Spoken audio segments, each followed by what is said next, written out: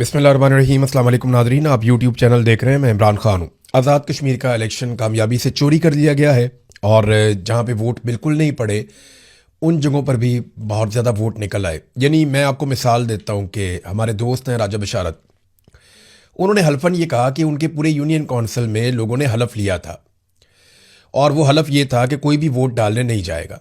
यानी वो ये कहते हैं कुत्ता भी पोलिंग स्टेशन के करीब नहीं गया, इंसान तो बहुत दूर की बात है, कोई भी वोट डालने के लिए वहाँ नहीं गया। लेकिन फिर वहाँ से बहुत सारे वोट निकल आए, 90% तक के वोट निकल आए।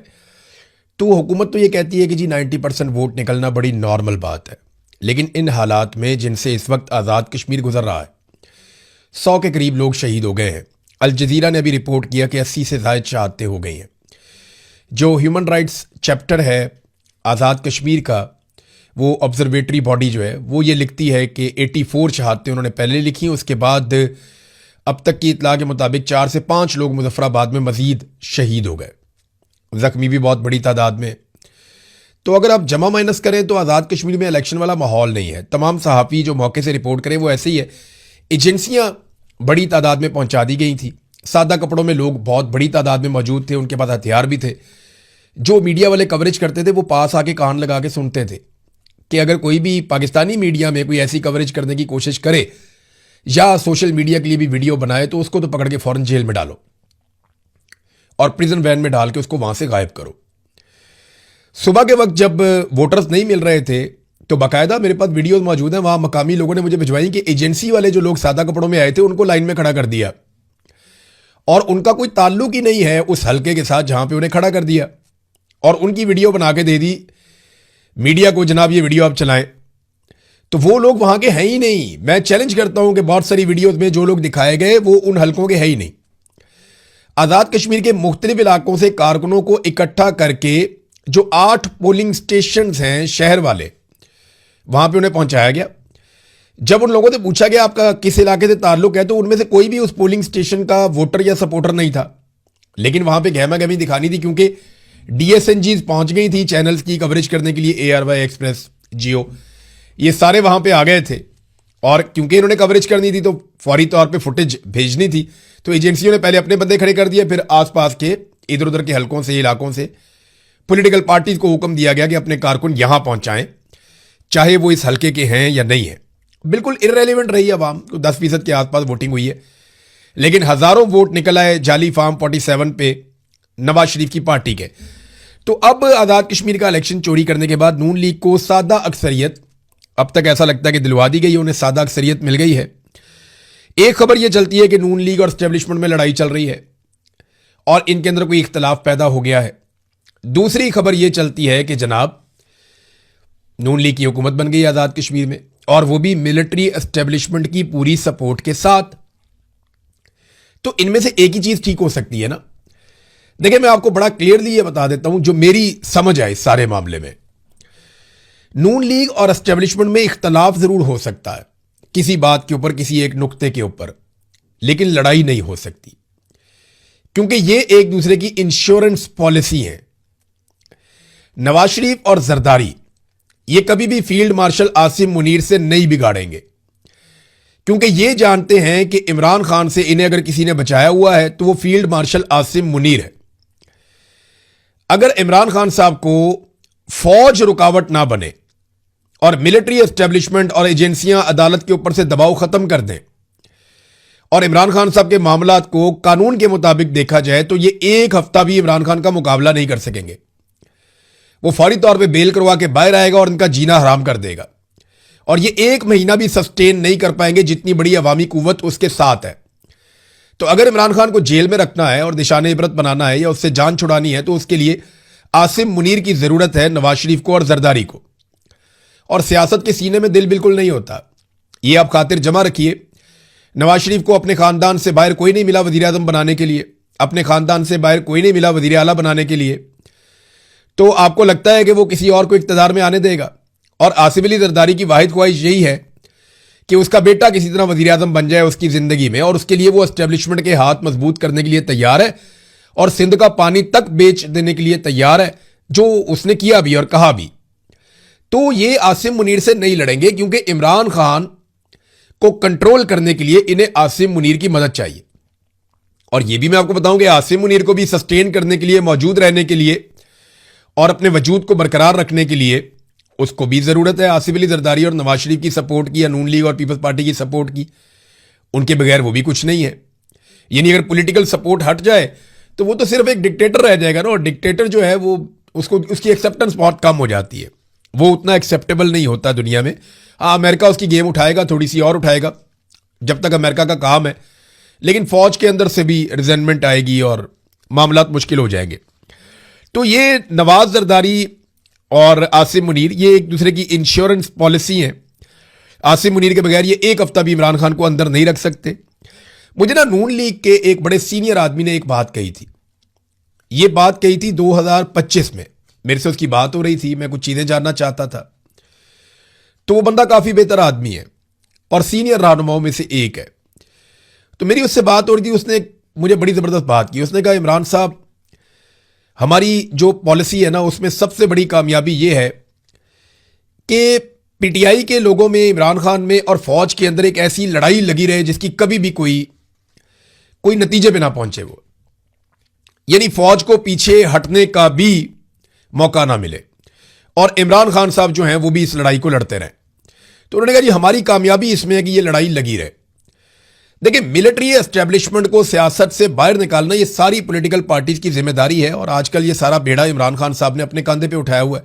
फजलुर रहमान भी आजकल इसके बारे में बात करें, जो भी बात करेगा बात मकबूल हो जाएगी क्योंकि पाकिस्तानी इसको पसंद करते हैं।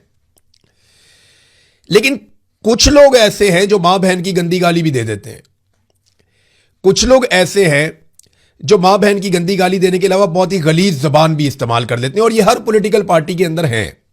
हर एक पॉलिटिकल पार्टी में आजकल नून लीग वाले जो हैं वो फौज को गंदी मां बहन की गालियां नहीं दे रहे, या कोई इस किस्म का वो नहीं कर रहे, वो दूसरी तरफ दे रहे हैं। और कुछ जो है वो बाकी पॉलिटिकल पार्टीज के अंदर भी है। तो ये बड़े खुश होते हैं। पीएमएलएन ने मुझे कहा जी कुछ लोग हमारा एसेट हैं, और वो ऐसे हालात ही पैदा नहीं होने देते कि मिलिट्री एस्टेब्लिशमेंट इमरान खान से बात कर सके कि जनाब पाकिस्तान को आगे बढ़ाना है तो आप आ जाएं और आप जनाब कोई रास्ता निकालें। तो रास्ता इमरान खान ने पॉलिटिकल निकालना है कि भी तुम लोग बैरकों में वापस जाओ, हम मुल्क को चला लेंगे, पाकिस्तान को एक नए इलेक्शन की तरफ जाने दो। लेकिन आसिम मुनीर को एक बहाना चाहिए होता है हर दफा कि जनाब इनसे क्या बात करें, ये तो मां बहन की गालियां देते हैं। तो वो जो मां बहन की गालियां है ना, वो उनको बहुत सपोर्ट करती है। आसिम मुनीर को भी, नून लीग को भी, और उनका जितना भी ग्रुप है उन्हें बहुत सपोर्ट करती है। वो बड़े खुश हैं। बल्कि उसने मुझे 2-4 लोगों के नाम लेकर बताया। उसने कहा जी कभी भी ये फौज और पाकिस्तान तहरीक इंसाफ की बात नहीं होने देंगे। अच्छा, बात करने में मेरी नजर में कोई हर्ज नहीं है। किसी को अगर आपने हटाना है गलत काम से तो आप उससे बात करके हटाएंगे ना, बंदूक से तो आप हटा नहीं सकते। यानी आप उसको यही कहेंगे ना, भाई हटो, ये तुम्हारा काम ही नहीं है करने वाला, तुम जाओ अपनी बैरकों में अपने काम पे जाओ, हमें हमारा काम करने दो। तो आप बात करके ही हटाएंगे ना। लेकिन वो बात की नौबत भी नहीं आती जब इस किस्म के उनको मिल जाते हैं लोग। बहरहाल ये उसकी राय थी और मैंने आपके सामने रख ली। बात तो लॉजिकल लगती है। अब नादरीन, एक चीज और मैं आपके साथ शेयर करता हूं कि ये टर्नआउट जो है आजाद कश्मीर का, ये इतना ज्यादा कैसे हो जाता है ये समझ ही नहीं आती। अल जजीरा रिपोर्ट कर रहा है, बाकी आलमी मीडिया रिपोर्ट कर रहा है कि आजाद कश्मीर में लोगों ने बाइकआउट किया और वो वोट नहीं डालना चाहते। लेकिन इसके बावजूद जनाब फॉर्म 47 जारी हुए और उसके मुताबिक नून लीग को जितवाया गया। देखिए, एस्टेब्लिशमेंट को लगता क्या है, ये जो वहां इस वक्त सेक्टर कमांडर है या जो पूरा एक ऑपरेटर्स काम कर रहा है एजेंसियों का, या आप मिलिट्री एस्टेब्लिशमेंट का कह लें, उनके दिमाग में यह है कि जैसे ही आज़ाद कश्मीर में एक नई हुकूमत बन जाएगी तो मामला टल जाएगा, लंबे अरसे के लिए टल जाएगा और हम आज़ाद कश्मीर पे अपना कंट्रोल मुकम्मल कर लेंगे और मजबूत कर लेंगे। उन्हें यह लगता है। लेकिन क्या यह हो सकता है? इसका जवाब है यह नहीं हो सकता। वो क्यों? 8 फरवरी 2024 को पाकिस्तान की पूरी मिलिट्री एस्टेब्लिशमेंट यह समझती थी कि अगर एक मरतबा ये इलेक्शन हो गए और इनके नताइज आ गए और फिर एक नई हुकूमत बन गई तो फिर मामला हल हो जाएगा, फिर चीजें कंट्रोल में आ जाएंगी। लेकिन आप ये देखिए कि अब जो मिलिट्री एस्टेब्लिशमेंट का सबसे बड़ा माउथ पीस है, जो सबसे बड़ा उनका तोता है, वो खुद बोल रहा है, मोहसिन नकवी, कि जनाब निजाम पूरा का पूरा कोलैप्स कर गया है। कोलैप्सिए बेचारे जो हैं, कोलैप्सिए वो लोग हैं जिनको निजाम बनाकर दिया गया था, नवाज शरीफ, जरदारी, ये तजर्बाकार सारे जो कहते थे हम बहुत तजर्बाकार हैं, पाकिस्तान को जमीन से आसमान पर ले जाएंगे, यहां से ये मुल्क ऊंची उड़ान की तरफ जाएगा, हमने जनाब उड़ान पाकिस्तान लेकर आ गए, SIFC लेकर आ गए, बहुत सारा कुछ। तो ये जितने भी लोग थे जो बड़े बड़े दावे करते थे, ये सारे कोलैप्सिए हैं। ये पाकिस्तान के कोलैप्स करने में या निजाम के कोलैप्स करने में इन्होंने अपना पूरा रोल प्ले किया। निजाम तो चल ही नहीं रहा ना। निजाम खड़ा हुआ किस चीज पे, उसकी बुनियाद किस चीज पे? एक जाली इलेक्शन के ऊपर, एक 2 नंबर इलेक्शन के ऊपर, एक ऐसे आर्मी चीफ के ऊपर जिसके पास इस्तिस्ना भी है और एक्सटेंशन भी है। और ये शरीयत के लिहाज से या आइन के नुक्ता नजर से ये दोनों चीजें गलत हैं। एक जाली अदलिया के ऊपर निजाम खड़ा किया गया, एक ऐसी अदलिया के ऊपर जिसका पहले वजूद ही नहीं था। आपने जाली असेंबली बनाई, उससे जाली तरामीम की, आपने आइन के अंदर डाका मारा और आपने नई अदालतें बना ली अपनी मर्जी की। तो पूरा निजाम ये गलत बुनियाद के ऊपर खड़ा हुआ है। तो जब आप बुनियाद गलत डालेंगे ना तो इमारत पूरी की पूरी कोलैप्स करेगी। इसी तरह आजाद कश्मीर में गलत बुनियाद रख दी गई है। ये निजाम चलना नहीं है वहां पे। जो कोलैप्सियों का तजर्बा पाकिस्तान में हुआ ना, वही आजाद कश्मीर में भी होगा। ये आप लिख के महफूज करके अपने पास रख लें, वैसा ही होगा जैसा पाकिस्तान में हुआ। अच्छा, नून लीग के लोग जो है ना वो तारीफें कर रहे थे, नारे लगा रहे थे, खुशियां मना रहे थे। तो मरियम औरंगजेब की एक वीडियो आई मेरे पास, मैं वो देख रहा था। मरियम औरंगजेब आप जानते हैं, साबिक इंफॉर्मेशन मिनिस्टर थी, मरियम नवाज की बहुत खास है। तो मरियम नवाज पाक फौज के नारे लगाना शुरू हो गई इस सारे माहौल में। अब आप जरा सोचें कि इलेक्शन हो रहा है, पॉलिटिकल पार्टीज आपस में इलेक्शन लड़ रही हैं, सबसे बड़ी पॉलिटिकल पार्टीज ने बाइकआउट किया हुआ है। ज्वाइंट अवामी एक्शन कमेटी जिसके साथ सारा आज़ाद कश्मीर बड़ी तादाद में खड़ा है, उसने भी बाइकआउट किया हुआ है। और वो पाक फौज जिंदाबाद के नारे लगा रही है इलेक्शन जीतने के बाद। फौज को यह बात सोचनी चाहिए बतौर इदारा कि आसिम मुनीर की कार्रवाइयों की वजह से यह फौज अब ऐसा लगना शुरू हो गया सिर्फ नून लीग की फौज है। ये जमात इस्लामी की नहीं है, तहरीक इंसाफ की नहीं है, ये पीपल्स पार्टी की नहीं है, ये ANP की नहीं है, ये MQM की नहीं है। MQM तो खुद फौज की है, यानी वो तो हमेशा मिलिट्री एस्टेब्लिशमेंट के साथ चलते हैं, कुछ और जमातें भी। तो ये क्या फौज सिर्फ पंजाब की एक GT रोड की पॉलिटिकल पार्टी है जिसका नाम है नून लीग? तो फौज उन्होंने खरीद ली है या कब्जा कर लिया उन्होंने फौज के ऊपर। वो पाक फौज जिंदाबाद के नारे लगा रही है। भाई तुम नवाज शरीफ का नारा लगाओ, अपना बयानिया फैलाओ, यानी पंजाब पुलिस जिंदाबाद का नारा आप क्यों नहीं लगाते? वो भी तो एक इदारा है ना। वजारत दाखिला के मातहत एक इदारा है पाक फौज, आप उसके नारे क्यों लगा रहे हैं? इलेक्शन में उनका क्या किरदार है? तो सादी बात यह है कि जहां से इनको वोट पड़ता है ना, ये वही नारे लगाते हैं। जो अवाम का वोट देते हैं वो अवाम का शुक्रिया अदा करते हैं। जो मिलिट्री एस्टेब्लिशमेंट के जरिए से सेलेक्ट होकर आते हैं वो फिर वही नारे लगाते हैं जो वो चाहते हैं। इसमें मैं फौज के लिए कोई बुरा नहीं बोल रहा, लेकिन मैं ये कह रहा हूं कि इस तरह फौज मुतनाज़े होती है। इस तरह के तनाज़ात से इदारों को अपने आप को बाहर रखना चाहिए। मजीद मुतनाज़े और गंदे होते चले जाएंगे और ये लोग आपको गंदा करेंगे। याद रखिएगा, इसका थोड़ा सा आपने झलक आजकल में आपने देखी है। 28वीं आईनी तरमीम में आसिम मुनीर साहब कुछ बहुत सारी नई चीजें करना चाहते हैं। नवाज शरीफ और जरदारी नहीं चाहते कि वो चीजें हों। तो इसके लिए आपने देखा पहले फजलुर रहमान लॉन्च हुए, फिर फजलुर रहमान पे कोई मुकदमा भी नहीं हुआ। कोशिश की गई मुकदमा हो जाए लेकिन नहीं हुआ। आप खातिर जमा रखें, जितना मर्जी इख्तलाफ कर लें, ये आपस में इख्तलाफ तो कर सकते हैं, लड़ाई नहीं कर सकते। और कभी ऐसी लड़ाई नहीं करेंगे जिससे किसी तीसरे को फायदा होगा। देखिए, इसमें ख्वाजा आसिफ की बेबसी का आप अंदाजा करें। ये स्टेटमेंट है बड़ा इंटरेस्टिंग ख्वाजा आसिफ का। वो एक प्रोग्राम में कहते हैं कि मोहसिन नकवी ताकतवर तरीन वजीर है। शहजाद इकबाल साहब का प्रोग्राम था। कई मामलात में वजीर आजम को भी जवाबदेह नहीं होते मोहसिन नकवी, इतने ताकतवर वजीर हैं। काबीना इजलास में सिर्फ 2-3 बार उन्हें देखा है, पार्लियामेंट में 7-8 बार आए होंगे। अगर मोहसिन नकवी कह रहे हैं कि सिस्टम नाकाम हो चुका तो फिर हमें घर चले जाना चाहिए। कैसी बेबसी का इजहार कर रहा है वजीर दिफा आपका। अच्छा, ये वजीर दिफा है, इसके अंडर में एक सेक्रेटरी दिफा है और उसके अंडर में एक आर्मी चीफ है। आप अंदाजा करें कि वो आर्मी चीफ का जो अजीज है वो वजीर दिफा का जो बॉस है उसका बॉस बना हुआ है, यानी वजीर आजम से भी तकड़ा है। तो यहां जिसकी लाठी उसकी भैंस, ये वाला निजाम चल रहा है। ये मुल्क किसी किताब के साथ, किसी उसूल के साथ, किसी ज़ाब्ते के साथ, किसी आइन के साथ ये नहीं चल रहा, किसी कायदे कानून के साथ नहीं चल रहा, ये डंडे के साथ चल रहा है। जिसके बाद डंडा है, पैसा है, इख्तियार है, उसकी मर्जी है। वो देखा ना आपने, जज के बच्चे ने, जज आसिफ, उसके बच्चे ने 2 लड़कियों को गाड़ी के नीचे देकर मारा, कत्ल किया 2 लड़कियों को, नौजवान लड़कियों को गाड़ी के नीचे देकर मारा। गाड़ी भी इलीगल, नॉन कस्टम, लाइसेंस भी नहीं उसके पास, और वो माइनर था, उसने जाकर मारा। उसके बाप पे पर्चा होता, उसके बाप को इस्तीफा देना पड़ता, ये सारा कुछ होना चाहिए था। हुआ क्या, वो बच्चा 3-4 दिन में अपने घर चला गया और वो खून भी माफ हो गया, एजेंसियां पड़ गई, सारे आ गए, जिसकी लाठी उसकी भैंस, सब मिले। अब वो जज कभी भी इंसाफ कर सकेगा? जब कभी एक कोई मिलिट्री एस्टेब्लिशमेंट से फोन जाएगा तो जज वही करेगा जो उसको कहा जाएगा। अब इमरान खान साहब ना कुछ बातें ऐसी कर गए हैं जो एग्जैक्टली वही हम पाकिस्तान में होता हुआ देख रहे हैं और लगातार होता हुआ देख रहे हैं। जो इमरान खान के स्टेटमेंट है ना, वो एक एक करके सारे सच साबित हो रहे हैं। जर्नैलों के बारे में इमरान खान ने एक बात की थी, ये सिस्टम कोलैप्स इसलिए कर गया कि इसको जर्नैलों ने बनाया था। उनके दिमाग लड़ने के लिए ट्रेंड है, हमला करने के लिए ट्रेंड है, या हमला रोकने के लिए ट्रेंड है।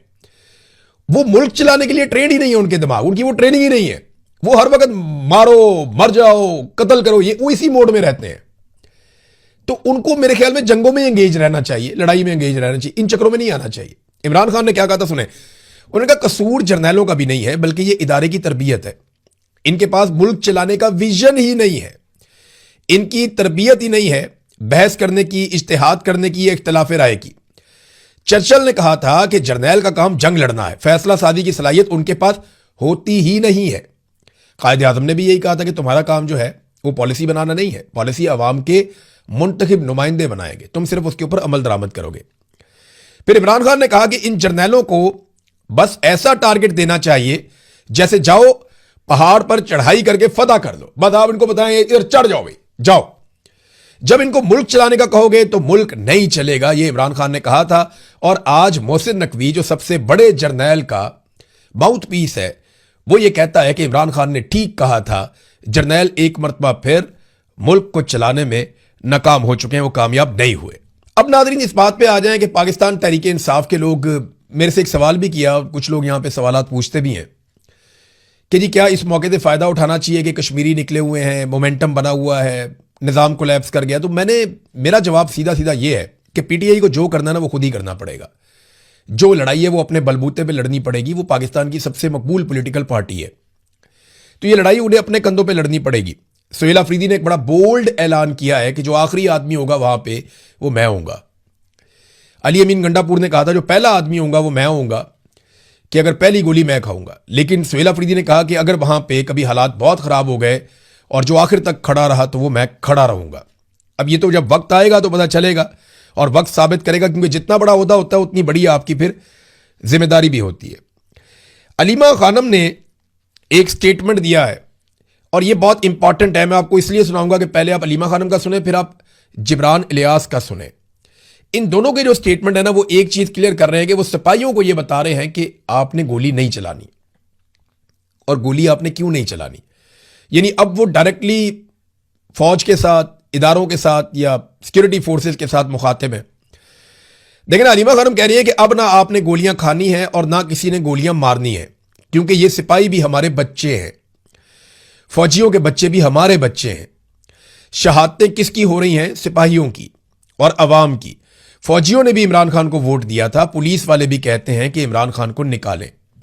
बात तो सच है, हमें जो ये फौजी आते हैं बाहर पाकिस्तान से, बहुत सारे फौजी अफसरान हैं जिनके बच्चे यहां पे तालीम हासिल करने के लिए भी आए हुए हैं। कई तो ऐसे हैं, मैं हैरान हो जाता हूं कि यार इनके बच्चे यहां पे कैसे पहुंच गए, इनके पास इतने पैसे कहां से आए कि इनके बच्चे इतने महंगे मुल्कों में पड़ गए। कईयों का मुझे आइडिया, वो फैमिली बैकग्राउंड होता है, तेज होता है, पैसे पहले से होते हैं कईयों के पास, और कई ऐसे हैं जिनके बच्चे स्कॉलरशिप्स पे भी आ जाते हैं। तो अलग अलग तरह के हैं ना। तो ये जो फौजी मिलते हैं ना हमें भी, वो यही कहते हैं कि सर बहुत गलत हो रहा है। कोई एक बंदा आज तक नहीं मिला जो कह रहा हो कि निज़ाम ठीक चल रहा है या चीज़ें ठीक चल रही है। अब इसमें ये सोच तो मौजूद है, पूरे इदारे में मौजूद है। ये तो ऊपर के लोग हैं जिन्होंने सबको यरगमाल बना के सबको गंदे काम पे लगाया हुआ, और सारे गंदा काम कर रहे हैं। अब ये मैं आपको ये भी बात क्लियर कर दूं कि जो आपको जूते मारता है या जो आपको डंडे मारता है या आपको गोली चलाता है, वो आसिम मुनीर डायरेक्ट आके नहीं चलाता या डीजीआई से ही डायरेक्ट आके नहीं चलाता। वो नीचे एक मेजर खड़ा हुआ होता है, उसके साथ एक टीम बनी हुई होती है, मारो जी इनको, मारते हैं, मारो इनको, मारते हैं, हुक्म फॉलो करते हैं। अब उनको मुखातिब कर रही हैं अलीमा खानम। और जिब्रान इलियास ने क्या लिखा, जिब्रान इलियास साहब के यहां पे 8 नुकात हैं जो उन्होंने फौजी जवानों से कहा। उन्होंने कहा जी अल्लाह की फौज के साथ 7 लाख सिपाहियों से मैं कुछ सवालात करना चाहता हूं। पहला सवाल है, जब आप अपने मुसलमान भाई और अपने ही मुल्क के शहरियों पर गोली चलाते हैं, आपको महसूस नहीं होता कि कितना बड़ा गुनाह आप कर रहे हैं और आप दुनिया और आखिरत दोनों में रुसवा हो सकते हैं? और अगला सवाल है खामोश तमाशाइयों के लिए। क्या आप अपने बड़ों से सवाल करते हैं कि आखिर अपने शहरियों को क्यों मारना पड़ रहा है और इसकी नौबत क्यों आई है? नंबर 3, क्या आप अपने बच्चों को कत्ल की रोजी खिलाकर फख्र महसूस करते हैं? आप टीम कत्लेआम नहीं है, यह भी आप बोलिए।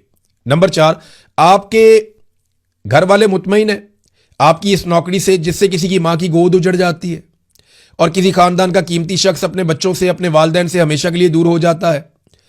आपके बच्चे शायद अच्छी तालीम हासिल कर जाएं और आपके वालिदैन अच्छे अस्पताल में अपना इलाज करवा सकें, मगर यह इंतहाई खुद गर्ज फैसला है आपका और आपकी पूरी फैमिली का कि अगर किसी और की गोदें आप उजाड़ रहे हैं तो। नंबर 5, पिछले 4 साल में कितनी बार ख्याल आया कि सवाल पूछें कत्लेआम करने वाले बड़ों से? हमने सुना था फीडबैक ली जाती है इदारे के अंदर और मेरिट पर फैसले होते हैं। पिछले 4 सालों में जितना जुल्म हुआ है वो किस तरह पाकिस्तान के हक में हो सकता है? बरकत ही उठ गई है मुल्क से, हर तरफ बर्बादी बर्बादी नजर आ रही है। छठा सवाल उन्होंने यह किया कि जब यह जुल्म का जमाना खत्म होगा और आप लोगों में जाएंगे तो अपनी क्या शनाख्त करवाएंगे, और जब वो पूछेंगे कि आपने किस तरह आवाज उठाई जुल्म के खिलाफ तो क्या कोई जवाब होगा आपके पास? हम ये पूछते हैं। वैसे मुझे जब कोई फौजी मिलता है वो अफसोस का इजहार करता है तो मैं कहता हूं इसके बदले में आपने क्या किया? तो वो कहते हैं हम मजबूर हैं। ये आप तब तक कह सकते हैं जब तक ये निजाम कायम है, उसके बाद आप नहीं कह पाएंगे। लोग आपके ऊपर, लोग हंसेंगे आपके ऊपर, वो इसलिए कि लोग मजबूर नहीं, लोग निकलते हैं। हर बंदा बताएगा मैं निकला था, मैंने ये किया, मेरी ये कुर्बानी है, और आप नहीं बता पाएंगे कि आपकी क्या कुर्बानी है। आप सिर्फ अपनी मजबूरी गिनवाएंगे और मजबूरी जो है उसका नाम शुक्रिया, बस कुछ भी नहीं। फिर जब आपके बच्चे बड़े होंगे तो वो किस तरह आप पर फख्र करेंगे और क्या वो अपनी शनाख्त में आपका जिक्र करेंगे? याया खान के बच्चे कहां हैं आज? बताएं ना। मुशर्रफ के बच्चे कहां हैं आज? बताएं। जो जो जालिमीन है उनके बच्चे बताएं किधर हैं? डी चौक, मुरीद के रावला कोट और दीगर इलाकों के शोहदा जिनको अल्लाह की फौज के सिपाहियों ने गोलियां मारकर शहीद किया, आपके ख्वाब में आकर आपसे सवाल पूछेंगे तो आप उन्हें क्या जवाब देंगे? फिर उन्होंने कहा जी फौरी तौर पे आप तौबा कर लें। ये बड़ा सख्त एक ट्वीट लिखा जिब्रान अलियास ने, लेकिन ये वो सवाल आते हैं जो हर पाकिस्तानी पूछता है। नाज़रीन, एक और बड़ा ही अफसोसनाक वाकया हुआ, बड़ी तकलीफ दे ये स्टोरी है। ये वाकया स्वात में हुआ है, कबल में। वहां पे अमन पासून का एक जरगा जारी था और उस पर खुदकुश हमला हो गया, एक धमाका हो गया वहां पे। और जो कबल में धमाका हुआ, मेरी वहां को जर्नलिस्ट ने उनसे बात हुई तो उसमें काफ़ी ज़्यादा शहादतें हुई, पुलिस वालों की भी। पुलिस वालों को बताया जा रहा है 5 से 6 पुलिस वाले शहीद हो गए और 15 के करीब टोटल लोग जो है वहां पे शहीद हुए हैं। अब ये एक बड़ा इंसिडेंट है दहशतगर्दी का, बहुत सारे लोग जख्मी भी हुए और एक क़यामत खेज मनाजिर से बहुत तकलीफ हुई। वो मनाजिर देख के मैं आपको दिखा भी नहीं सकता। अब ये धमाका उस वक्त होता है जब मुराद सईद सवाल उठाता है और मुराद सईद के इलाके में एक अमन पासून का प्रोग्राम होता है, जरगा होता है, और उसी के अंदर धमाका हो जाता है। तो मुराद सईद ने इसके ऊपर एक सवाल उठाया DGISPR से। उन्होंने कहा DGISPR साहब, ये पहली मर्तबा नहीं हुआ कि मैंने सवाल आपसे उठाया और जवाब मुझे दूसरी जानिब यानी दहशतगर्दों से मिला हो। अप्रैल 2023 में भी यूं ही आप पर सवाल उठाने का जवाब मुझे मेरे गांव में मेरे लोगों का लहूलुहान करके दिया गया था, और आज फिर कबल सवात में होने वाले अमन पासून पर हमले और अमन का सफेद झंडा लेकर निकलने वाले हमारे मासूम शहरियों को लहूलुहान किया गया है। यानी मुराद सईद ये कह रहे हैं कि दहशतगर्दों को क्योंकि फौज लेकर आई है और पॉलिसी के तहत लेकर आई है और हम रोकते रहे और ये लाते रहे हैं, तो वो आज भी इनके लिए काम कर रहे हैं। हम जब भी फौज से सवाल पूछते हैं दहशतगर्द हमारे ऊपर हमला कर देते हैं। उनके कहने का मतलब ये है। नाज़रीन, काफ़ी लंबा हो गया वीलॉग, खबरें हैं मेरे पास और भी, लेकिन वो नेक्स्ट वीलॉग में मैं आपके सामने रखूंगा। अब तक के लिए इतनी, अपना ख्याल रखिएगा, अपने इस चैनल का भी। अल्लाह हाफ़िज़।